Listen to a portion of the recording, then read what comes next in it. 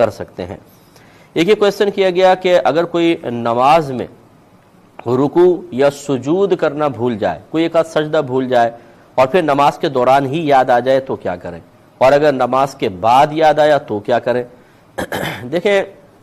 ہو سکتا ہے کبھی کوئی آدمی کسی اور طرف بہت زیادہ متوجہ ہو تو رکوع نکل جائے یا سجدہ کو ایک نکل جائے، اگر اگلی رکعت میں یاد آ جائے تو پھر انسان کو چاہیے کہ اس کو ادا کرے،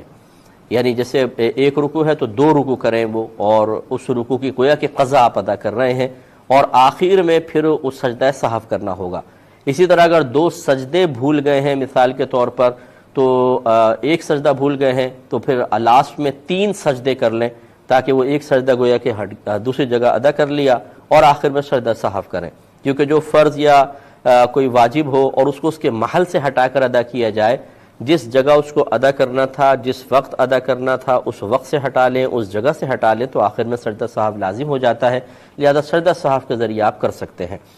لیکن ایک جو دوسری صورت آپ نے بتائی کہ نماز سے فارغ ہو گئے پھر یاد آیا، ذہن میں آ رہا ہے کہ رکوع نہیں کیا تھا یا سجدہ نہیں کیا تھا،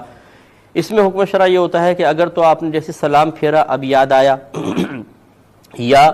آپ نے سلام پھیر لیا ہے وہیں بیٹھ کے کوئی وظیفہ پڑھ رہے ہیں، آپ اٹھ کے چلے نہیں ہیں، کسی سے دنیاوی گفتگو نہیں کی ہے، کوئی چیز کھائی پی نہیں ہے، اگر اس دوران یاد آ گیا تو پھر آپ اسی پر اپنی پرانی نماز کی بنا کر سکتے ہیں، یعنی آپ کھڑے ہو جائیں، وہ رکوع یا سجدہ کریں، پھر اتحیات پڑھیں اور پھر 2 سجدہ سہو کریں، پھر اتحیات پڑھیں، درود شریف پڑھیں اور دعا پڑھ کے اپنے نماز کو کمپلیٹ کر لیں۔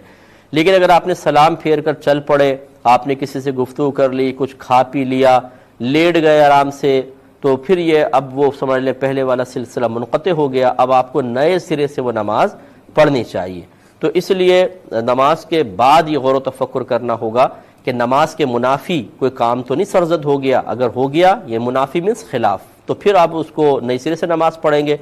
اور اگر نماز کے منافی یا خلاف کسی کام سے پہلے یاد آ گیا اگرچہ سلام پھیر لیا ہے تو آپ اس نماز کو کنٹینیو رکھ سکتے ہیں۔ ایک انہوں نے